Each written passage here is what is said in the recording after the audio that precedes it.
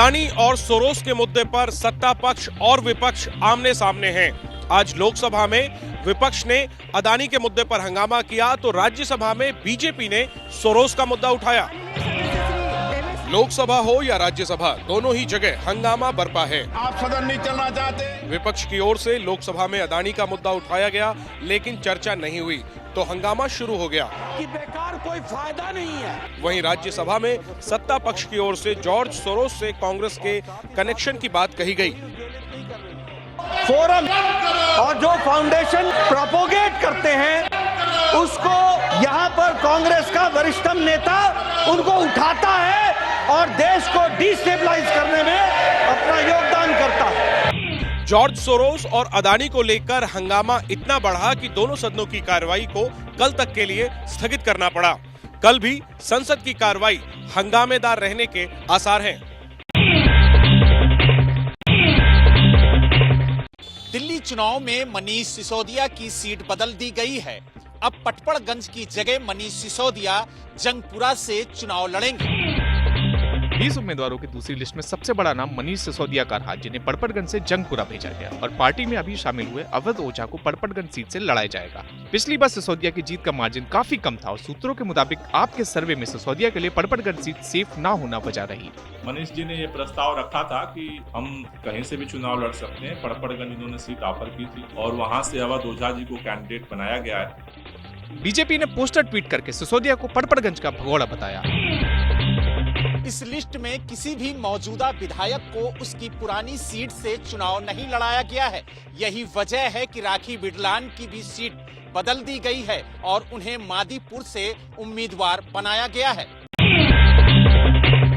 राज्यसभा के चेयरमैन जगदीप धनखड़ के खिलाफ अविश्वास प्रस्ताव लाने की तैयारी कर रहा है विपक्ष। सूत्रों के मुताबिक तृणमूल कांग्रेस और समाजवादी पार्टी भी इसके पक्ष में जारी करते हैं।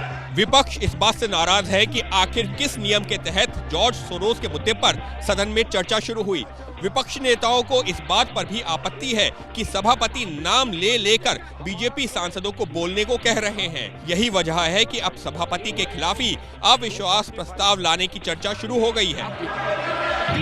हालांकि अविश्वास प्रस्ताव को लेकर अभी चर्चा ही शुरू हुई है। सूत्रों के मुताबिक अगले 1-2 दिनों के दौरान इस पर आम सहमति बनाने के बाद ही कदम आगे बढ़ाया जाएगा। जेडीयू ने बिहार के मुख्यमंत्री नीतीश कुमार को भारत रत्न दिए जाने की मांग की है, जिसको लेकर सियासी हलचल बढ़ गई है। नीतीश कुमार जी को भारत रत्न या उससे भी बड़ा कोई रत्न है जरूर मिलना चाहिए। संजय झा के इसी बयान पर अब सियासत का पहिया पूरी रफ्तार में घूम रहा है। संजय झा के बाद पार्टी के दूसरे नेताओं ने भी नीतीश कुमार को भारत रत्न देने की मांग की है, तो वहीं बीजेपी ने समर्थन किया है। बिहारी कहलाने में जिसको शर्म आती थी उसको पूरी तरह से नीतीश जी ने बदला है। हम लोग स्वागत करते हैं भारतीय जनता पार्टी, अगर कोई प्रपोजल ऐसा आता है तो निश्चित रूप से विचार करेंगे। इधर नीतीश कुमार को भारत रत्न की मांग पर आरजेडी ने लालू वाला अध्याय खोल दिया है। सामाजिक न्याय में विश्वास रखने वाले लालू प्रसाद यादव जी को पहले भारत रत्न मिले, उसके बाद नीतीश कुमार जी का नंबर आता है। ये पहली बार नहीं है। अक्टूबर में भी जेडीयू की राज्य कार्यकारिणी ने नीतीश कुमार को भारत रत्न दिए जाने की मांग की थी। बिहार में आजाद समाज पार्टी के चंद्रशेखर के चुनाव लड़ने के ऐलान के बाद सियासत तेज हो गई है। कल पटना में हुई रैली में भारी संख्या में समर्थक जुटे थे। पटना के मिलर स्कूल में समाधान रैली करके चंद्रशेखर ने मोदी नीतीश सरकार पर जमकर निशाना साधा। बिहार में सियासी जमीन तलाश रहे चंद्रशेखर के आने से बीजेपी कह रही है कि उसे कोई फर्क नहीं पड़ेगा। किसी को भी कहीं भी जाकर राजनीति करने का, अपने पार्टी को खड़ा करने का हक है। चंद्रशेखर जी आते हैं, उनका स्वागत करते हैं। तो अभी बीजेपी के खिलाफ जो माहौल है बिहार में, सब लोग चाहते हैं तेजस्वी यादव जी के नेतृत्व में इंडिया गठबंधन में शामिल। अभी बिहार की दलित राजनीति के 2 बड़े चेहरे चिराग पासवान और जीतन राम मांझी केंद्र में मंत्री हैं। महागठबंधन का हिस्सा होने को लेकर यूपी के नगीना के सांसद चंद्रशेखर ने अब तक पत्ते नहीं खोले हैं। बिहार में 20% दलित वोटर हैं। लालू यादव के बेटे तेज प्रताप यादव ने वैशाली के महुआ सीट से चुनाव लड़ने की इच्छा जताई तो मौजूदा विधायक मुकेश रोशन भावुक हो गए। संघर्ष के लिए तो हम जाने ही जाते हैं, और सबसे बड़ी बात है कि मैं शुरू से आदरणीय लालू प्रसाद यादव जी के विचारों पर खरा उतरने का काम किया। टिकट कटने की सुगबुगाहट ने महुआ सीट से आरजेडी विधायक मुकेश रोशन को भावुक कर दिया है। कल ही महुआ दौरे पर गए तेज प्रताप यादव ने कहा कि अगर महुआ की जनता चाहेगी तो जरूर चुनाव लड़ेंगे। मैं अपना 100% समय पार्टी की मजबूती के लिए देने का काम किया हूं और पार्टी जो मेरे बारे में सोचेगी जरूर अच्छा सोचेगी। 2015 में तेज प्रताप यादव पहली बार आरजेडी के टिकट पर महुआ सीट से चुनाव लड़े थे। 2020 में उन्होंने हसनपुर से चुनाव लड़ा था। वहीं मुकेश रोशन को आरजेडी ने पहली बार 2020 में महुआ सीट से चुनाव लड़वाया था। झारखंड विधानसभा सत्र के पहले दिन डुमरी से विधायक जयराम महतो नंगे पैर विधानसभा के अंदर दाखिल हुए। सदन में माथा टेक रहे ये हैं झारखंड लोकतांत्रिक क्रांतिकारी मोर्चा के विधायक जयराम महतो। नंगे पैर विधानसभा पहुंचे जयराम ने पहले डायरी को बाईं तरफ रखा और घुटनों के बल बैठकर सिर झुकाकर नमन किया। जो आस्था खेतों के प्रति है वही आस्था इस सदन के प्रति होगी, क्योंकि सदन भी इसीलिए बनाया गया है ताकि यहाँ हक हुकूक अधिकार की बात हो। जयराम महतो की पार्टी ने सीट तो एक ही जीती, लेकिन उनका प्रभाव कई सीटों पर रहा। झारखंड के सबसे गरीब विधायक रहे जयराम महतो कार की बोनट पर खड़े होकर भाषण देने और जींस टी शर्ट पहनकर प्रचार करने को लेकर युवाओं में काफी लोकप्रिय रहे हैं। खनौरी और शंभू बॉर्डर पर धरने पर जमे किसान मंगलवार को दिल्ली कूच नहीं करेंगे। मंगलवार को किसान संगठन आगे की रणनीति पर फैसला करेंगे। हम लोग कल शंभू पर पीसी बुला के सारी आने वाली रणनीति आपको बताएंगे। प्रोटेस्ट कर रहे किसानों की आगे की रणनीति भले ही तय नहीं है, लेकिन केंद्र सरकार की ओर से जवाब ना मिलने से किसानों का धैर्य जवाब देने लगा है। ये केंद्र सरकार नरेंद्र मोदी के नेतृत्व में संवेदनहीनता की सारी पराकाष्ठाएं पार करते हुए एक ऐसा व्यवहार कर रही है जैसे हम देश के नागरिक ही ना हों। खनौरी बॉर्डर पर किसान नेता जगजीत सिंह डल्लेवाल के आमरण अनशन को 14 दिन पूरे हो गए हैं, जिनसे मिलने के लिए बड़ी संख्या में किसान और किसान नेता खनौरी बॉर्डर पहुंचे। किसान नेताओं का कहना है जगजीत सिंह डल्लेवाल को अगर कुछ होता है तो उसकी जिम्मेदारी केंद्र सरकार की होगी।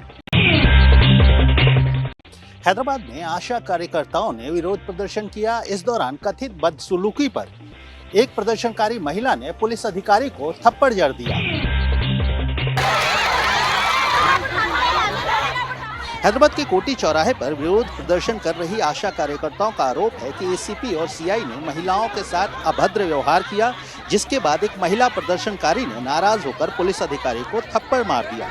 जबरन पुलिस वैन में बिठाई जा रही महिला का पैर कथित तौर पर वैन के दरवाजे में फंस गया। दर्द से तड़पती महिला ने इंस्पेक्टर पर थप्पड़ जड़ दिया। हालांकि उसके बाद महिला कांस्टेबलों ने भी महिला की खबर ली।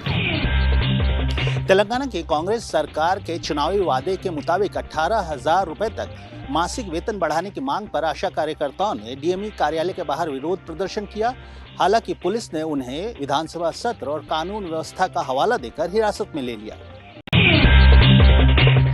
प्रयागराज में विश्व हिंदू परिषद के कार्यक्रम में इलाहाबाद हाईकोर्ट के जस्टिस शेखर कुमार यादव की मौजूदगी और उनके बयान पर विवाद खड़ा हो गया है। जो कठमुल्ला है जिसे कह लीजिए आप, सब गलत है, लेकिन कहने में गुरेज नहीं है, क्योंकि वो देश के लिए घातक है। बयान से साफ है कि जस्टिस शेखर यादव किस वर्ग विशेष की बात कर रहे थे। उन्होंने ये भी कहा कि देश बहुसंख्यक लोगों की इच्छा से चलेगा, जिसे लेकर AIMIM अध्यक्ष असदुद्दीन ओवैसी ने गंभीर सवाल उठाए हैं। क्या ऐसे में कोई अल्पसंख्यक न्याय की उम्मीद कर सकता है? ये बात कहे कि देश बहुसंख्यकवादी दृष्टिकोण से चलना चाहिए, इसका मतलब है कि उसका संविधान में कोई आस्था नहीं है। जस्टिस शेखर यादव के कई फैसले और बयान पहले भी चर्चा में रहे हैं। साल 2021 में उन्होंने दावा किया था कि गाय ऑक्सीजन छोड़ती है। दिल्ली में 40 से ज्यादा स्कूलों को बम से उड़ाने की धमकी से हड़कंप मच गया। ये धमकी ईमेल के जरिए दी गई। सुबह के वक्त दिल्ली के GD गोयनका, मदर मेरी समेत कितने ही स्कूलों में पुलिस की गाड़ियों के सायरन सुनाई दिए। वजह ईमेल के जरिए मिली स्कूलों को बम से उड़ाने की धमकी। आज सुबह कुछ स्कूल्स में ईमेल आया था बम थ्रेट के बारे में। पुलिस की टीम से निरंतर जांच में जुड़ी हुई है। बम निरोधक दस्ता और डॉग स्क्वाड के साथ दिल्ली पुलिस ने हर एक स्कूल का चप्पा चप्पा छाना। लंबी छानबीन के बाद पुलिस ने किसी भी तरह के खतरे को खारिज किया तो आम आदमी पार्टी ने सियासी तराना छेड़ दिया। और अब हमारे बच्चे भी सुरक्षित नहीं हैं। आदमी मॉर्निंग वॉक पे घर से जाता है तो वो सुरक्षित नहीं है। गृह मंत्री होने के नाते उनको ये जिम्मेदारी लेनी चाहिए। अब पुलिस ईमेल के सोर्स का पता लगाने में जुटी है कि आखिर ये ईमेल किसने और कहां से भेजा था। संजय मल्होत्रा होंगे आरबीआई के नए गवर्नर, 11 दिसंबर को संभालेंगे पदभार। जम्मू कश्मीर से लेकर उत्तराखंड तक मौसम की बदली चाल ने पर्यटकों के चेहरों पर मुस्कान ला दी है। कश्मीर के गुलमर्ग से लेकर उत्तराखंड के मसूरी तक वादियां बर्फ से ढक गई हैं। रूही की फाहों से गिरती बर्फ से गुलमर्ग की वादियां गुलजार हैं और टूरिस्ट इन नज़ारों के दीदार के लिए उमड़ पड़े हैं। भारी बर्फबारी ने लेह श्रीनगर राष्ट्रीय राजमार्ग पर जोजिला पास को ढक दिया है। इधर हिमाचल प्रदेश के शिमला और मनाली में बर्फबारी शुरू हो गई है। उत्तराखंड के रानीखेत, चमोली, उत्तरकाशी में बर्फबारी से मौसम गुलजार हो गया है। पहाड़ी क्षेत्रों में बर्फबारी से तापमान में गिरावट देखी जा रही है, जिससे आने वाले दिनों में मैदानी इलाकों में सर्दी बढ़ने की संभावना है। उत्तर प्रदेश के नोएडा इंटरनेशनल एयरपोर्ट पर कमर्शियल विमान की पहली बार सफल लैंडिंग हुई। वाटर कैनन से इसका स्वागत किया गया। पहली लैंडिंग के साथ ही जेवर एयरपोर्ट कमर्शियल सेवाओं के लिए तैयार हो गया है। सबसे पहले डीजीसीए ने इस एयरपोर्ट का परीक्षण किया था, जिसके बाद आज पहले विमान की लैंडिंग कराई गई। इंडिगो की इस फ्लाइट ने दिल्ली के इंदिरा गांधी इंटरनेशनल एयरपोर्ट से उड़ान भरी थी और करीब 10 मिनट में जेवर एयरपोर्ट पहुंच गई। नोएडा का जेवर एयरपोर्ट उत्तर प्रदेश का 5वां इंटरनेशनल एयरपोर्ट है। उम्मीद की जा रही है कि कमर्शियल उड़ानों के लिए इसे अप्रैल महीने में खोल दिया जाएगा। दिल्ली के राजौरी गार्डन में रेस्टोरेंट में आग लग गई। फंसे हुए लोगों ने दूसरी छत पर कूदकर बचाई जान। राजौरी गार्डन मेट्रो स्टेशन के पास जंगल जंबोरी रेस्टोरेंट में लगी आग आसपास की दुकानों में फैल गई। आग लगने के बाद जान बचाने के लिए लोग रेस्टोरेंट की छत पर चढ़ गए और बगल की छत पर कूदने लगे। एक दूसरे की मदद से लोग अपनी जान बचा पाए। फायर ब्रिगेड की 10 गाड़ियों ने पहुंचकर आग पर काबू पाया। आग की घटना में कोई घायल नहीं हुआ। मुंबई के जोगेश्वरी में बीएमडब्ल्यू कार को लगी भीषण आग। कार में सवार लोगों ने कूदकर बचाई अपनी जान। आग इतनी भीषण थी कि लाखों की कार पल भर में लोहे का ढांचा बनकर रह गई। हादसा तब हुआ जब कार पुल से गुजर रही थी। इस दौरान भीड़भाड़ वाली सड़क पर अफरा तफरी का माहौल बन गया, जिससे ट्रैफिक जाम हो गया। कुछ लोगों ने दमकल कर्मियों को फोन भी किया, लेकिन जब तक फायर ब्रिगेड की गाड़ी आती तब तक सब कुछ खाक हो चुका था। हादसे में किसी के हताहत होने की खबर नहीं है। गाड़ी में कुल कितने लोग थे, ये जानकारी अभी तक सामने नहीं आई है। मध्य प्रदेश के दमोह में दिखा रफ्तार का कहर। स्कूली बच्चों से भरा टेम्पो पलटा। हादसे की भयानक तस्वीरें सीसीटीवी में कैद हो गईं। रफ्तार इतनी ज्यादा तेज थी कि ऑटो ड्राइवर गाड़ी पर संतुलन खो बैठा और देखते ही देखते टेम्पो पलट गया। ड्राइवर का कहना था कि गाड़ी में तेल खत्म हो रहा था और पेट्रोल पंप पर जाने के लिए वो ऑटो को काफी तेज चला रहा था। हादसे में कुछ बच्चों को गंभीर चोटें भी आई हैं, जिनका इलाज अस्पताल में चल रहा है। यूपी के बागपत में दिल्ली सहारनपुर हाईवे पर कार से घोड़े की टक्कर हो गई, जिसके बाद घोड़ा हवा में उछलकर गिर गया और कार टैंकर में जा घुसी। बागपत के निवाड़ा गांव के पास गली से घोड़ा बुग्गी जैसे ही निकली, तेज रफ्तार कार ने टक्कर मारी। घोड़ा बुग्गी से निकलकर कई फीट हवा में उछल गया और हाईवे किनारे एक युवक से टकरा गया। घोड़े की मौके पर ही मौत हो गई। उसके बाद अनियंत्रित कार हाईवे पर बैक कर रहे टैंकर में जा घुसी, जिससे कार के परखच्चे उड़ गए। कार में सवार 6 लोगों को बमुश्किल बाहर निकाला गया, जिनका अस्पताल में इलाज चल रहा है। गुजरात के जूनागढ़ में 2 कारों की आमने सामने हुई टक्कर से 7 लोगों की मौत हो गई है। कार की हालत देखकर आप अंदाजा लगा सकते हैं कि टक्कर कितनी भीषण रही होगी। जूनागढ़ वेरावल हाईवे पर भंडूरी गांव के पास डिवाइडर से टकराकर कार पलट गई और सामने से आ रही दूसरी कार से टकराकर जिसके बाद आग लग गई। कार में आग लगने से सीएनजी कार का सिलेंडर भी फट गया। एक कार में परीक्षा देने जा रहे 5 बच्चे थे जिनकी मौके पर ही मौत हो गई। हादसा इतना भीषण था कि आग ने सड़क के बगल में बनी झोपड़ी को भी अपनी चपेट में ले लिया। कॉमेडियन सुनील पाल अपहरण कांड में नया खुलासा। आरोपियों ने फिरौती की रकम से मेरठ में खरीदे जेवर। सीसीटीवी में दिख रहे ये 2 शख्स मेरठ के किसी ज्वेलर्स की दुकान पर बैठे हैं और जेवर खरीद रहे हैं। दावा है कि इन दोनों ने ही सुनील पाल को पहले किडनैप किया और बाद में फिरौती की रकम से 6 से 7 लाख के जेवर खरीद लिए। कार्रवाई करते हुए मुंबई पुलिस ने ज्वेलर्स के अकाउंट फ्रीज कर दिए हैं। 6 नवंबर को मशहूर कॉमेडियन सुनील पाल ने एक वीडियो जारी करके दावा किया कि हरिद्वार जाने के दौरान मेरठ से उनका अपहरण किया गया था। जम्मू कश्मीर में सुरक्षा बलों ने बड़ी साजिश नाकाम कर दी। मिलिटेंट्स की मंशा बारामूला श्रीनगर हाईवे पर बम धमाके की थी। ये धमाका उसी आईडी या कहिए विस्फोटक का है जिससे बारामूला श्रीनगर हाईवे के किनारे से संदिग्ध बैग से बरामद किया गया। संदिग्ध बैग मिलते ही सुरक्षा बलों ने हाईवे पर आवाजाही रोक दी। बम निरोधक दस्ते को बुलाया गया और फिर सुरक्षित तरीके से विस्फोटक को नष्ट कर दिया गया। हालांकि अब तक ये साफ नहीं है कि हाईवे के किनारे आईडी किसने प्लांट किया था और इसके निशाने पर कौन था। फिलहाल सुरक्षा एजेंसियां सतर्क है। बांग्लादेश में हिंदुओं पर हो रहे लगातार हमलों के बीच विदेश सलाहकार मोहम्मद तौहीद हुसैन से मिले भारत के विदेश सचिव विक्रम मिस्री।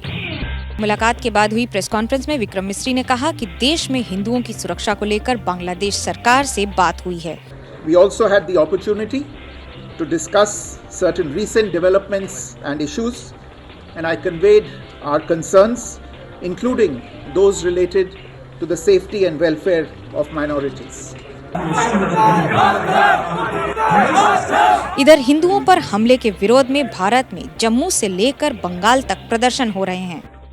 কিন্তু এত বড় হিম্মত আপনাদের কেন কারো নেই যে বাংলা বিহার উড়িষ্যা সব নিয়ে নেবেন আর আমরা বসে বসে ললিপপ খাবো। विक्रम मिस्री का बांग्लादेश का ये दौरा तब हो रहा है जब बांग्लादेश में शेख हसीना के तख्ता पलट होने के बाद बांग्लादेश में लगातार हिंदुओं पर हमले बढ़ते चले जा रहे हैं। अगले साल जनवरी के महीने में अमेरिका के राष्ट्रपति के रूप में डोनाल्ड ट्रंप कार्यभार संभालेंगे। उनके कार्यकाल के दौरान बड़े लेवल पर अवैध प्रवासियों के खिलाफ कार्रवाई हो सकती है। इसके संकेत खुद डोनाल्ड ट्रंप ने दिए। एक टीवी चैनल को दिए गए इंटरव्यू में डोनाल्ड ट्रंप ने कहा उनका ध्यान अवैध प्रवासियों को देश से निकालने और पैदा होते ही अमेरिका की नागरिकता के प्रावधान खत्म करने पर होगा। डोनाल्ड ट्रंप ने अमेरिका को नेटो से बाहर निकालने पर भी विचार करने की बात कही। डोनाल्ड ट्रंप ने इस बात पर जोर दिया कि उनकी प्राथमिकता होगी कि वैध तरीके से अमेरिका आने की राह आसान हो। 13 सालों से गृह युद्ध की आग में झुलस रहे सीरिया में तख्ता पलट हो गया। राष्ट्रपति असद ने भागकर रूस में शरण ली। रिपोर्ट्स के मुताबिक शनिवार रविवार की रात बशर अल असद सीरिया छोड़कर रूस पहुंचे। ये वही वक्त था जब विद्रोही ग्रुप दमिश्क में घुसने का प्रयास कर रहा था। वहीं रूस ने बशर अल असद को शरण देने की पुष्टि की है। वहीं बशर अल असद के सीरिया छोड़ते ही विद्रोही राष्ट्रपति भवन और दूसरे कार्यालयों में घुसकर लूटपाट करने लगे। सड़क पर लगे असद के पिता के पुतले तोड़ दिए गए। फिलहाल सीरिया में विद्रोही गुट हयात अल शाम का कब्जा है और सीरिया में बिगड़ी हुई कानून व्यवस्था को भी दुरुस्त करने के प्रयास किए जा रहे हैं।